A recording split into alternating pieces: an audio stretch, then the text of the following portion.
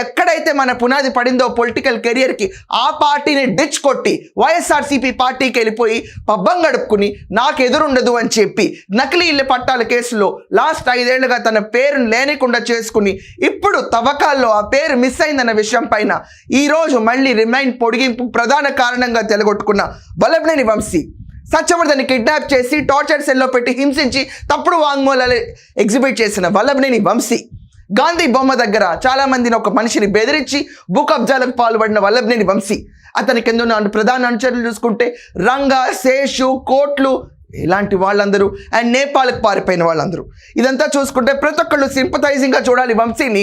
ఎందుకంటే Vamsi health deteriorate అవుతుంది, వంశీ దగ్గుతున్నాడు, వంశీ తుమ్ముతున్నాడు. ఈ రీజన్స్ తప్ప వల్లభనేని వంశీ చేసిన దుర్మార్గాలు ఎవరికి కనిపించట్లేదా? ఒకవేళ అతని హెల్త్ కండిషన్ అంతే సీరియస్గా ఉంటే court and government hospitals indication మేరకు బెయిల్ ఎప్పుడో వచ్చుండేది. బహుశా అదంత సీరియస్ హెల్త్ ఇష్యూ కాదేమో. వల్లభనేని వంశీ కింద బాధితులు అందరూ సిట్ ఆయన పైన వేసే పరిస్థితుల్లో ఉన్నప్పుడు ఆయన కిందున్న బాధితులు అందరూ ఈరోజు వెళ్ళి మేము ఇలా నష్టపోయాం అలా నష్టపోయాం అని పేర్కొంటుంటే వాళ్ళందరికీ న్యాయం జరిగే తరుణం we can see that now.